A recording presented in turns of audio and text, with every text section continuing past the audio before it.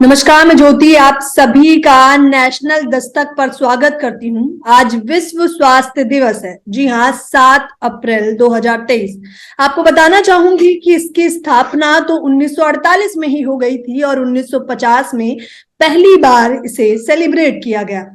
मैं आपको साथ ही साथ ये भी बताना चाहूंगी कि आंकड़ों की अगर मैं बात करूं तो 195 देशों में भारत जो है स्वास्थ्य पर कम खर्चा करने वाले या फिर कंजूस देशों में एक देश है। आपको सुनकर कहीं ना कहीं ये खेद हुआ होगा, लेकिन वहीं दूसरी तरफ जिस प्रकार के आंकड़े, सरकारी आंकड़े आते हैं और सरकार के आंकड़े आते हैं, दोनों में बहुत भेदभाव देखने को मिलता है। इसी विषय पर चर्चा करने के लिए इस वक्त मेरे साथ जाने माने डॉक्टर सोनू कुमार जी मौजूद हैं। तो सबसे पहले मैं सर आपका स्वागत करती हूँ।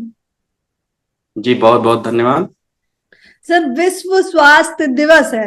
पहले तो मैं चाहूंगी कि आप बताइए कि स्वास्थ्य के क्षेत्र में किस प्रकार से हम आजादी के 75वें अमृत महोत्सव में, क्योंकि आज इसको भी 75 साल पूरे हुए हैं, तो वर्षगांठ हो गई है, तो हम किस प्रकार से उन्नति कर रहे हैं? देखिए, सभी देश मिल करके आपस में एक संगठन बनाए 1948 में, जिसे वर्ल्ड हेल्थ ऑर्गेनाइजेशन कहते हैं, और उसी के बेसिस पे 7 अप्रैल को ही हमारा जो है वर्ल्ड हेल्थ डे मनाया जा रहा है, जिसमें सभी देशों की भागीदारी रही है और बहुत हम लोग प्रोग्रेस भी की है। ऐसा नहीं है कि वर्ल्ड ने प्रोग्रेस नहीं किया, हमारी प्रोग्रेस थोड़ी सी धीमी रही है, लेकिन हम लोग बड़े लंबे स्तर पे इसमें प्रोग्रेस किए हैं। साइंस हमारा आगे बढ़ा है और सबसे बड़ी बात यह रही है कि तमाम देशों के मिल जाने, जैसे कुछ बीमारियां गोरखपुर में यदि हो रही हैं तो हो सकता है आपके दिल्ली में ना हो सकता है कोलकाता में ना हो, तो जिससे ट्रीटमेंट करने में सहायता मिली है। मान लीजिए जो गोरखपुर में डिजीज है कोलकाता में चली गई, तो वहां पे डॉक्टर तो पहले से अवेयर नहीं है, यहाँ के लोगों से जानने के बाद वहां पे उस पर काम किया जा सकता है। तो एक साथ सभी देशों को आना बहुत जरूरी था। तो आ करके जैसे सभी देशों का एक मंच है, इससे बहुत फायदा मिले। कोरोना के दौरान भी हमने प्रोग्रेस किया, बट हमारे देश में जो खर्चे कम हो रहे हैं तो उसकी बात तो अलग है, लेकिन ये अच्छी बात है कि मनाया जा रहा है इस बार। और इसका जो थीम है हेल्थ फॉर ऑल, इस बार सबके लिए ये हर साल कुछ ना कुछ थीम देते हैं। जैसे इसके पहले था डायबिटीज इरेडिकेशन प्रोग्राम्स, डायबिटीज भी बहुत बड़ी समस्या थी, उस पर भी लोग वर्क कर रहे हैं। तो इससे हमें फायदा मिलता है और तमाम देश जो बहुत ज्यादा हमसे गरीब हैं, जो निचले स्तर पे हैं, उन्हें अन्य देशों से कुछ ना कुछ पैसे मिल जाते हैं, कुछ ना कुछ इंस्ट्रूमेंट मिल जाते हैं, जिससे वो भी तरक्की कर सके, उस पर काम कर सके। तो इसे मनाना चाहिए, इसमें सबकी भागीदारी होनी चाहिए। सर, एक तरफ तो डॉक्टर्स ये कहते हैं कि अभी भी हमारे स्टाफ की कहीं ना कहीं कमी है, तो वहीं दूसरी तरफ सरकारी आंकड़े विश्व स्वास्थ्य पर बताते हैं कि हर साल तकरीबन 5 लाख लोगों को इस क्षेत्र में रोजगार दिया जा रहा है। जी देखिए, अभी भी कमी तो है ही, क्योंकि हमारी पॉपुलेशन के हिसाब से आप देखेंगे तो भारत में बहुत ज्यादा कमी है। हमें 1000 लोगों पर एक डॉक्टर चाहिए, 1200-1300 के आंकड़े पर, लेकिन उपलब्ध नहीं है। डॉक्टरों की संख्या काफी कम है, वो बढ़ानी पड़ेगी। और साथ में यहाँ पे जो और डॉक्टर के साथ सहायक लोग हैं, जैसे स्टाफ नर्स हो गई, पैरामेडिकल स्टाफ हो गए, लैब टेक्नीशियन हो गए, फार्मासिस्ट हो गए, इनकी भी संख्या बढ़ानी पड़ेगी, क्योंकि डॉक्टर इनके बिना काम नहीं कर सकता। हम लोग प्रेस्क्रिप्शन दे सकते हैं, लेकिन दवा लगाने के लिए नर्स आपके पास होनी चाहिए। तो पैरामेडिकल क्षेत्र में भी लोगों को बढ़ाना पड़ेगा, तो संख्या तो बहुत ज्यादा कम है इसलिए। और रोजगार तो मान लीजिए पॉपुलेशन बढ़ रही है, तो रोजगार तो सरकार इसमें दे रही है, इसमें कोई डाउट नहीं। इस फील्ड में तो रोजगार लोगों को मिला है, बट संख्या काफी कम होने की वजह से लोगों को झेलना पड़ता है। आप अस्पताल में जाती होंगी, बहुत ज्यादा भीड़ लगी रहती होगी। और दूसरी, जानकारी का जो अभाव है, जिस स्तर का पेशेंट है उसको वहीं पे जाना। जिससे आप देखेंगे हमारा जो सिस्टम है स्टार्ट होता है वो सब सेंटर से स्टार्ट होता है। सब सेंटर पे सर्दी खांसी बुखार के मरीजों को जाना है तो अभी मेडिकल कॉलेज पहुंचता है। प्राथमिक स्वास्थ्य केंद्र पे भी सामान्य मरीजों को जाना, थोड़े से इससे ऊपर वाले हो गए, जैसे टाइफाइड हो गया, एनीमिक हो गया, पीएससी पे जाना तो वो भी पीएससी पे न जाकर डायरेक्ट मेडिकल कॉलेज में पहुंचता है। पीएससी के बाद हमारे यहाँ सीएससी होती है, कम्युनिटी हेल्थ सेंटर, फिर डिस्ट्रिक्ट हॉस्पिटल होता है। लेकिन सभी पेशेंट जो है यहाँ पे जागरूकता के अभाव में डायरेक्ट मेन अस्पताल में पहुंचते हैं, जो मेडिकल कॉलेज होता है, टर्शियरी सेंटर होता है, इसलिए वहाँ बहुत ज्यादा भीड़ हो जाती है और समस्याएं सबको झेलनी पड़ती है। सर, ग्रामीण क्षेत्रों में अभी भी जो है, हम जैसे रिपोर्टिंग करते हैं तो पाते हैं कि कई सारे अस्पताल बहुत दूर दराज नजर आते हैं। तो आपको ऐसा नहीं लगता कि हम स्वास्थ्य के मामले में फिर से पिछड़ते जा रहे हैं? देखिए, ये बात तो है, ग्रामीण क्षेत्रों पर ज्यादा ध्यान देने की जरूरत है। हम लोग भी पाते हैं वहां पे सेंटर तो हैं, लेकिन तमाम ऐसी चीजें हैं, डॉक्टर आ भी जाए तो रहेगा कैसे। जैसे वहां पे यदि लाइट नहीं रहेगी, सभी मशीनें लाइट से चलनी है, वो जांच भी कैसे करेगा। केवल डॉक्टर का होना या ना होना डिपेंड नहीं करता है कि वो इलाज अच्छे से दे पाएगा, वहां पे फैसिलिटी होनी चाहिए थी। कोई डॉक्टर पहुंचता है तो उसके लिए गवर्नमेंट फैसिलिटी प्रोवाइड करे, लाइट चाहिए उसको, वहां पे इंस्ट्रूमेंट चाहिए, मशीनें चाहिए, ऑक्सीजन सिलेंडर चाहिए। यदि ये सब नहीं होगा तो डॉक्टर रह करके भी कुछ नहीं कर सकता। तो सेंटर तो बने हुए हैं, तो जब इलाज नहीं वहां पे हो पाता, डॉक्टर उपलब्ध नहीं रहता है, और इन्हीं सभी कारणों से जो फैसिलिटी नहीं रहती है, उसी वजह से वहां पे रहना नहीं चाहता, तो दिक्कत हो जाती है। पब्लिक इसमें बहुत ज्यादा परेशान होती है, उसे शहरों की तरफ माइग्रेट करना पड़ता है। तो तमाम जो प्राइवेट संस्थाएं हैं वो सब इस पे वर्क अच्छा कर रही हैं इस समय। जीडीपी के अनुसार अगर मैं बात करूं तो 15% का तकरीबन खर्च किया गया है, जिसमें करोड़ों का बजट आता है। तो मैं जानना चाहूंगी कि सरकारी अस्पताल हो या प्राइवेट अस्पताल हो, आप लोगों तक कितना पहुंचा और आम जनता को कितना मिल रहा है? देखिए, ये तो आपको ही पता है, सरकार में जैसे जो ही पैसा आता है, बजट आता है, यदि उतना कोई भी सरकार यूज करे, मैं बात यूपी सरकार या दिल्ली सरकार की नहीं कर रहा हूं, यदि करे तो बहुत ही अच्छे से स्वास्थ्य सिस्टम को मैनेज किया जा सकता है। लेकिन तमाम खामियां हैं सिस्टम में, वो लगातार अभी बनी हुई, बट पहले से काफी सुधार हुआ है। लेकिन इतना अच्छा सुधार नहीं हुआ कि 1 रुपया यदि आता है तो पूरा का पूरा पब्लिक तक पहुंच जाए। पहले जो सिस्टम था, 1 रुपया चलता था, वहां से भेजा जाता तो बहुत 30 से 40 पैसे पहुंचते थे। इस समय बढ़ा है, लेकिन इतने स्तर पे नहीं बढ़ा है कि पूरा पूरा पब्लिक तक पहुंचे। तो इसमें दिक्कतें रहती हैं, इंस्ट्रूमेंट खरीदारी में समस्याएं आती हैं। जो खरीदार होता है, डीलर होता है, सबको पता नहीं होता है कि ये डीलर सही है कि नहीं है, दवाइयां जो मिल रही हैं वो सही है कि नहीं, उसमें जो कंटेंट यूज किया गया है, यदि 50 mg मान लीजिए कोई दवा है, पता नहीं उसने कंपोजिशन डाला है कि नहीं जिससे हम लोग लेते हैं। तो ये सब समस्याएं रहती हैं, क्योंकि मॉनिटरिंग जो होती है वो बहुत अच्छे से करनी पड़ती है। यदि मॉनिटरिंग अच्छे से हो जाए तो जो मेडिसिन सरकारी मेडिकल कॉलेज में मिलती है वो बहुत अच्छा काम करे, लेकिन मॉनिटरिंग नहीं हो पाती। कोरोना काल में क्या हम स्वास्थ्य में पिछड़ गए हैं? क्योंकि किस प्रकार से डिजीज रही और तकरीबन 2 साल से सभी लोग घरों में बंद थे। स्वास्थ्य की सुविधाएं उस बीच भी थी, लेकिन कहीं ना कहीं हमें जो है कमियां देखने को मिली। जी बिल्कुल, देखिए कोरोना काल जब आया था तो तमाम लोगों को जानकारी का अभाव था। जिस समय 300 से 400 पेशेंट थे, उस समय हर जगह लॉकडाउन कर दिया गया, जबकि उस समय लॉकडाउन करने का कोई मतलब ही नहीं बना था। तमाम लोग परेशान हुए, बिहार के, यूपी के मजदूर बहुत दूर से पैदल आए, तो ये सब समस्याएं उठानी पड़ी, और जो मेडिसिन थी उस समय उपलब्ध नहीं थी। लेकिन अब हम लोगों ने उस पर काम कर लिया है, हमारे पास तमाम चीजें जो सुविधाएं पहले नहीं थी हैं, और अब किसी को बहुत ज्यादा प्रॉब्लम नहीं हो रही है। कहीं भी केस बढ़ रहा है तो आसानी से सरकार मैनेज कर ले रही है, डॉक्टर मैनेज कर ले रहे हैं, तो उस तरह की समस्या नहीं आने वाली है। क्योंकि ये बीमारी नई थी और डॉक्टर को हमेशा पढ़ना ही पड़ता है पूरे लाइफ। तो जब नई चीजें रहती हैं तो उसके लिए दिक्कतें होती हैं, पॉलिसी नहीं बन पाती, लोग समझ नहीं पाते, तो सब समस्याओं की वजह से सबको झेलना पड़ा, इसमें कोई डाउट नहीं। अच्छा, इन दिनों हार्ट अटैक की जो बीमारी है, आमतौर पर हमने देखा कि किस प्रकार से ज्यादातर लोग इससे पीड़ित होते हैं और अपनी जान से हाथ भी धो बैठते हैं। तो मैं जानना चाहूंगी कि इसका मुख्य कारण क्या है? देखिए, हार्ट अटैक का तो कारण जैसे फैटी फूड, जो फास्ट फूड लोग खा रहे हैं, तो ब्लॉकेज कर देती हैं। जो पतली पतली वेन्स होती हैं, आर्टरी होती है, उनको हार्ट की ब्लॉक कर देते हैं। बट इधर कोरोना के बाद से यंग लोगों में देखने के लिए बहुत ज्यादा मिला है। हो सकता है वैक्सीन के भी साइड इफेक्ट हो, या कोरोना के आने के बाद जिनको इन्फेक्शन हुआ, बहुत सारे परिवर्तन बॉडी में आ रहे हैं, स्पार्सी हेयर होते जा रहे हैं, लोगों का बिहेवियर बदलता जा रहा है। तो ये सब चीजें देखनी मिली है पोस्ट कोविड पीरियड में। तो इस पे तो एक रिसर्च की बात है, तो इसका भी इफेक्ट से इनकार नहीं किया जा सकता। बट अभी रिजल्ट आ जाने दीजिए, देखिए क्या इसमें होता है। तमाम लोग यह सवाल उठा रहे हैं कि जो वैक्सीन दिया गया है उसकी वजह से हार्ट अटैक के चांसेस बढ़े हैं, बट अभी हमारे पास कुछ ऐसा डाटा नहीं है जिसके बेसिस पे कहा जाए ये केसेस बढ़े। तो आपने बताया वैक्सीन की वजह से, तो कौन से वो कारण हो सकते हैं? आखिरकार वो जो लोगों ने, आम जनता ने वैक्सीन लगवाई है, उसमें कौन सा ऐसा सिम्टम्स था जिसकी वजह से ये केसेस बढ़ते जा रहे हैं? देखिए, कोरोना वायरस जो था वो पूरे बॉडी के हर सिस्टम को अफेक्ट कर रहा था, मल्टी सिस्टम को अफेक्ट करता था। तो वैक्सीन तो लोगों ने लिया है, लेकिन लोग सस्पेक्ट कर रहे हैं कि ऐसा हो सकता है उस वैक्सीनेशन की वजह से हार्ट अटैक के केसेस बढ़े हैं। क्योंकि यंग एज में आप देख रही होंगी, जो लोग 35 साल 44 साल ऐसे थे, उनको आने लगे हैं। तो इस पे लोगों ने सवाल उठाना चालू कर दिया। बट हम लोग काम कर रहे हैं, रिसर्च पे चल रहा है। अभी कोई ऐसा पुख्ता डाटा नहीं है जिसके बेसिस पे कहा जाए कि ये वैक्सीन का साइड इफेक्ट है। बट लोगों की डेथ हो रही है, और बहुत सारे लोग हैं जो डाउट कर रहे हैं कि जो बिल गेट्स एंड फाउंडेशन है, उन लोगों ने ये वैक्सीन में लोगों को पॉपुलेशन कंट्रोल करने के लिए ऐसा किया। बट ऐसा कोई साक्ष्य नहीं है जिसे कहा जाए। तो लोगों को अभी इन सभी बातों पर ध्यान नहीं देना चाहिए। जब एक्यूरेट डाटा आ जाएगा, हमारे पास एक्यूरेट जानकारी आ जाएगी, तो हम लोग पब्लिकली इसको शेयर करेंगे।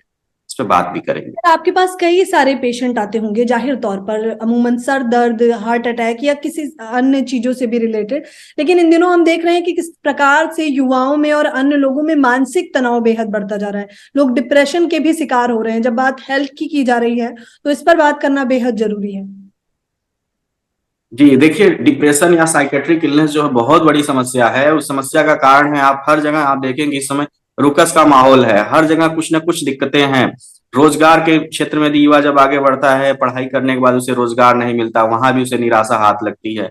पढ़ाई कर रहा है, तमाम तरीके से उसे परेशान किया जाता है, वहां भी उसे निराशा हाथ लगती है। तो चारों तरफ एक निराशा का माहौल है, जिसपे युवा सोच नहीं पा रहा, वो करे तो क्या करे, इसलिए डिप्रेशन का शिकार होता जा रहा है। साथ ही साथ हवा पानी सब कुछ प्रदूषित होता जा रहा है। तो इसकी वजह से भी प्रॉब्लम है, तो इन पे सब पे हमें वर्क करना पड़ेगा। और कोई ऐसा लाफ्टर के लिए, आशा के लिए कोई ऐसी किरण नहीं बच रही है जिसकी वजह से युवा थोड़ी सी हैप्पीनेस आए। नई सरकारें हैप्पीनेस प्रोग्राम पर ध्यान दे रही हैं, वह भी बहुत ज्यादा उस पर वर्क नहीं किया जा रहा है। जैसे दिल्ली जैसे शहरों में जब मैं रहता तो वहां तो हैप्पीनेस क्यूरिकुलम चलता है। यूपी बिहार में तो हैप्पीनेस क्यूरिकुलम क्लासेस भी भूल जाइए, शुरू कोई की गई क्लासेस थी। नहीं मिलेगी आपको। हाँ जी। ठीक है। केजरीवाल या फिर दिल्ली गवर्नमेंट के द्वारा 1 ईयर हैप्पीनेस क्लासेस भी शुरू की गई थी और बताया जा रहा था कि उससे काफी सुधार हुआ। तो कहीं ना कहीं जी ऐसा लगता है कि पूरे देश में उसकी आवश्यकता है, क्योंकि डिप्रेशन के शिकार महज बच्चे नहीं होते, युवा भी होते हैं। और एज ग्रुप की बात नहीं है, दरअसल ये तो किसी में भी देखा जा सकता है। जी, लेकिन देखिए ये बहुत जरूरी है, पूरे देश में होना चाहिए। एज का भी मैटर होता है। जैसे युवा जो होता है उसे रोजगार चाहिए, तमाम चीजें वो एक्सपेक्ट करता है लाइफ में के बाद, जैसे वो बढ़ रहा होता है, बट ऐसा कुछ हो नहीं पाता, जिससे वो डिप्रेशन का शिकार हो जाता है। युवाओं पे खास तौर से, जैसे जो कॉलेज यूनिवर्सिटी में वहां पे हैप्पीनेस करिकुलम प्रोग्राम चलाए जाने चाहिए, तमाम नाटक मंडली बनाई जाए, जिससे जागरूकता फैलाया जा सके, जिससे लोगों में एक आशा की किरण आए। लोग निराशा की तरफ बढ़ रहे हैं। जब आदमी बहुत ज्यादा निराश होता है, उन्हें कुछ आगे दिखता नहीं है, तो डिप्रेशन में चला जाता है। तो इलनेस तो बढ़ ही रही है। तो जिस तरह से प्रोग्राम दिल्ली में आपके चल रहे हैं, तो उस तरह के प्रोग्राम हर जगह चलने चाहिए। पहला सुख निरोगी काया, तो ये तो हमने बहुत सुना है, लेकिन उस निरोगी काया, क्योंकि आप डॉक्टर हैं, तो हम वो कैसे प्राप्त करें?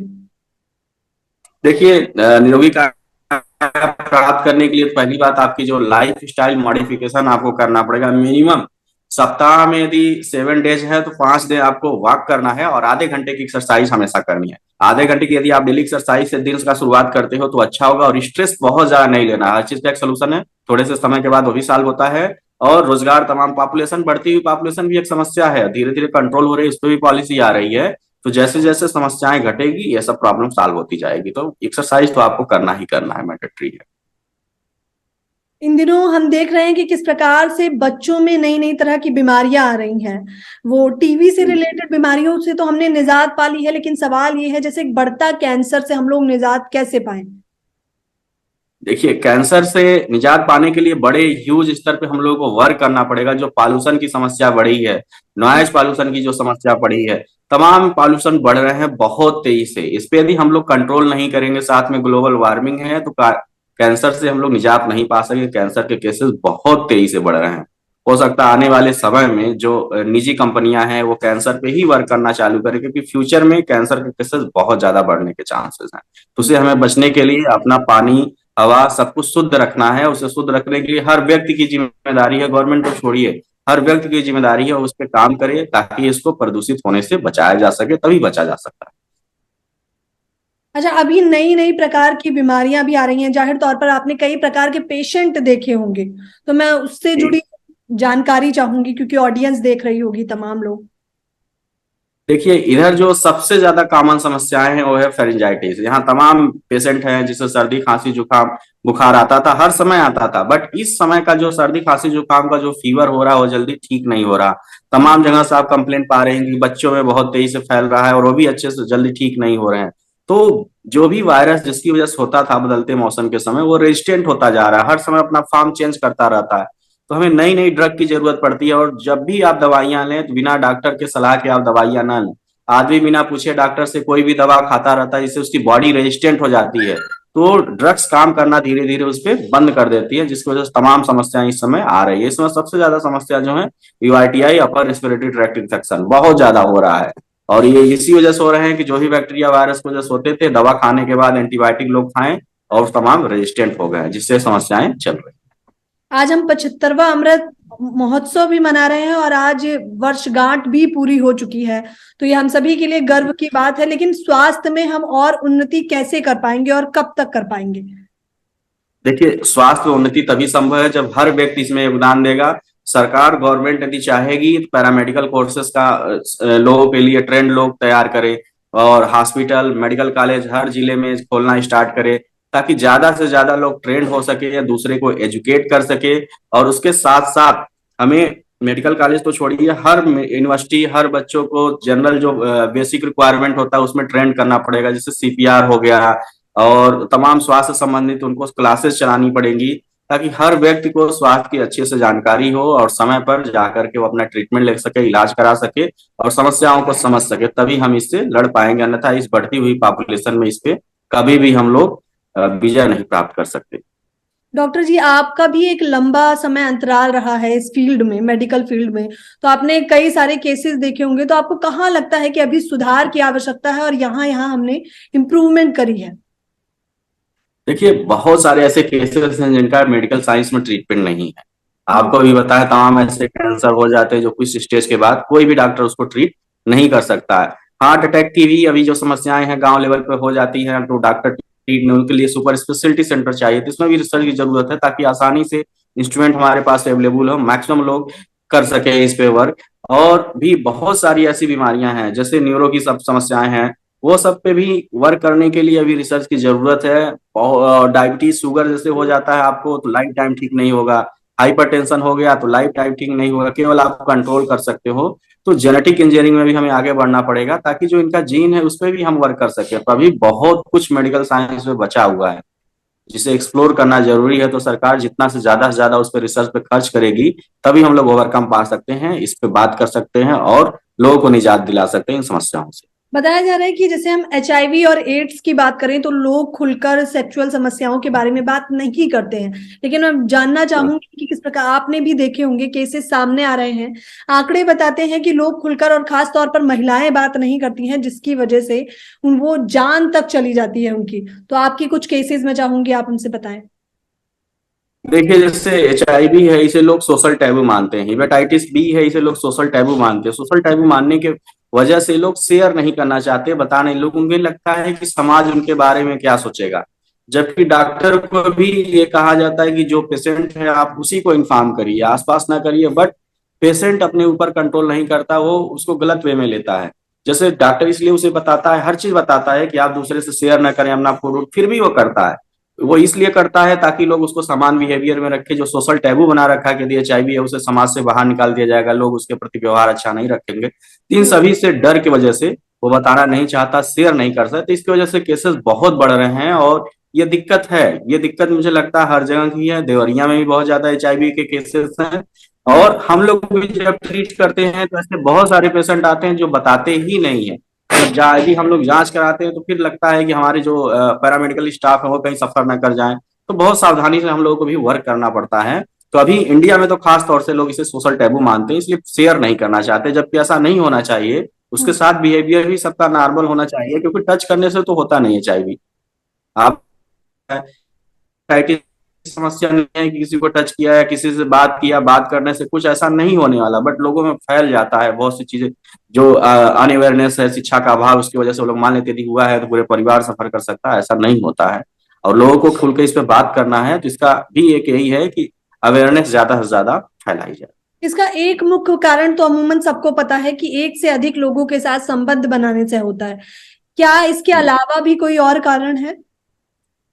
देखिए, HIV के केस में वो तो मेन कारण है STD, और दूसरा सीरिंज जो शेयर करते हैं, जैसे ड्रग एब्यूजर हैं, वो एक ही सीरिंज से ड्रग ले रहे हैं, तब भी होने के चांसेस हैं। ब्लड ट्रांसफ्यूजन होता है तब भी होने के चांसेस इसमें बढ़ जाते हैं। अदर यदि कहीं से ब्लीड हो रहा है, आपने डायरेक्ट टच कर दिया, जैसे पैरामेडिकल स्टाफ होते हैं, ब्लीडिंग हो रही होती है तो वो बिना सावधानी बरते टच कर रहे हैं, तब भी चांसेस उसके बढ़ जाते हैं। बट जैसे ही पता चल जाता है पेशेंट HIV का है, तो अपने अकॉर्डिंग वो सावधानी से काम करता है। तो ऐसे तमाम कारण हैं जिनकी वजह से इसे फैलते हैं, जिस रूट से उसको बचाया जा सकता है। अच्छा, महिलाओं में हम देख रहे हैं कि किस प्रकार से ब्रेस्ट कैंसर बढ़ते जा रहे हैं, और उसका महिलाओं से अगर पूछा जाए तो वो कारण बताती हैं कि टाइट ब्रा पहनने की वजह से अमूमन ऐसा देखा जाता है। तो क्या ये कारण है या इसके अलावा भी अन्य कुछ कारण है? नहीं, देखिए ब्रेस्ट कैंसर का जो सबसे कॉमन काज इस समय पता चले, जैसे एज जैसे जैसे बढ़ती है, बहुत ज्यादा अब शादियां जो है युवा तैयारी कर रहा है, कैरियर फोकस्ड हो रहा है, तो मैरिज नहीं करते हैं। तो मैरिज नहीं करने की वजह, ब्रेस्ट फीडिंग जब नहीं कराती है फीमेल, 30+ हो गई, 35+ हो गई, तो उसमें नॉड्यूल बनने लगता है। तो एक नेचुरल प्रोसेस है। तो कैरियर ओरिएंटेड जब से युवा हुआ है, तो इसके केसेस बहुत ज्यादा बढ़े हैं, फाइब्रॉइड हो जाता है और धीरे धीरे कैंसर में कन्वर्ट हो जाता है। तो इन सब समस्याओं से निजात पाने के लिए हमें काम करना पड़ेगा, एजुकेट करना पड़ेगा, सबसे जरूरी है लोगों को। और जो मैरिज है वो बहुत ज्यादा डिले नहीं करना। अच्छा, तो और जिनकी इच्छा नहीं है, जो नहीं करना चाहते शादी नहीं करना चाहते, उसमें तो कोई समस्या नहीं है, वो तो अलग से रह सकता है। लेकिन इस तरह की जब भी समस्याएं आए तो डॉक्टर को दिखाना पड़ेगा, उसको वर्क करना पड़ेगा, डॉक्टर से ब्रेस्ट जाकर के फीडिंग सलाह लेना। मतलब इसका मुख्य कारण यही है, ब्रेस्ट फीडिंग ना हो पाने की वजह से ब्रेस्ट कैंसर होते हैं? हाँ, ब्रेस्ट फीडिंग ना होने पाने ये मुख्य कारण तो नहीं, लेकिन बढ़ते हुए केसेस का एक कारण ये भी है। बहुत सारे कारण तो तमाम है, लेकिन ये कारण ये भी होता है। तो हमने कई सारे मुद्दों पर चर्चा करी और स्वास्थ्य से रिलेटेड मुझे लगता है जितनी भी ऑडियंस देख रही होगी, सोनू सर ने काफी सारी जानकारी दे दी है उन्हें। और मैं चाहूंगी कि आखिरी में, क्योंकि हेल्थ डे है और हेल्थ फॉर ऑल एक थीम चल रही है सब जगह, तो उस पर आप जनता जो भी आपको देख रही है उन्हें क्या कहना चाहेंगे? देखिए, इसमें हेल्थ फॉर ऑल तो कह दिया गया है, लेकिन इतना आसान नहीं है सभी को एक ही स्तर का इसेंशियल हेल्थ जो मुझे मिलता है वही मिल जाए। अभी इकोनॉमिक बेस्ड हो गया है। जिसके पास अच्छा पैसा है, अच्छा स्वास्थ्य उसको मिल रहा है प्राइवेटीकरण होने की वजह से। जिसके पास नहीं है, उसे अच्छा स्वास्थ्य नहीं मिल पा रहा है। तो लोगों को इस तरह की फैसिलिटी दी जाए, या इस तरह का बीमा जैसे अभी आया है प्रधानमंत्री 5 लाख का, तो उसमें भी सेम हॉस्पिटल पे भी मिलना चाहिए, उनको भी फायदा मिलना चाहिए, लोगों को पार्टिसिपेट करना चाहिए, अवेयरनेस बढ़ानी चाहिए। केवल डॉक्टर ही नहीं हेल्थ फॉर ऑल के लिए रिस्पॉन्सिबल होंगे, हर आदमी को इस पे काम करना है, अवेयरनेस फैलानी है। यदि जितनी भी जानकारियां आसपास, सही जानकारी शेयर करें, अंधविश्वास में न पड़े। नहीं तो अंधविश्वास में पढ़ करके तमाम लोगों को हेल्थ फॉर ऑल के लिए डिवाइड किया जा रहा है। उन्हें बता दिया जाता है कि आप यहाँ मंदिर चले जाइए, फलाना जगह चले जाइए, ये करा लीजिए, वो ठीक हो जाएंगे। तो इन सभी से बचना पड़ेगा। केवल साइंस जो विज्ञान है उन्हें अच्छा 100% हेल्थ फॉर ऑल की गारंटी दे सकता है आने वाले समय में, लेकिन अभी वहां भी 100% गारंटी नहीं। तो आप देख सकते हैं कि किस प्रकार से जागरूकता का अभाव होने की वजह से ये समस्याएं ज्यादा उत्पन्न होती हैं। और जाहिर तौर पर विश्व स्वास्थ्य दिवस पर इन मुद्दों पर, क्योंकि फिर वो चाहे HIV हो, एड्स हो, ब्रेस्ट कैंसर हो या अन्य जितनी भी बीमारियां हैं, उन पर खुलकर बात करना आवश्यक है। ये इसलिए भी आवश्यक है क्योंकि वर्षगांठ भी मना रहे हैं, अब नहीं तो कब, ऐसे कई सारे सवाल खड़े होते हैं। मैं शुक्रिया अदा करना चाहूंगी आपका हमसे बातचीत करने के लिए। धन्यवाद। बहुत बहुत धन्यवाद। नेशनल दस्तक की आपसे गुजारिश है कि अगर इसको बचाना चाहते हैं तो नेशनल दस्तक को सब्सक्राइब करने के लिए रेड कलर के सब्सक्राइब बटन को दबाएं, फिर बेल आइकन की घंटी दबाएं। नेशनल दस्तक को बचाने के लिए बहुत जरूरी है कि हर खबर को शेयर करें, लाइक करें, कमेंट जरूर करें।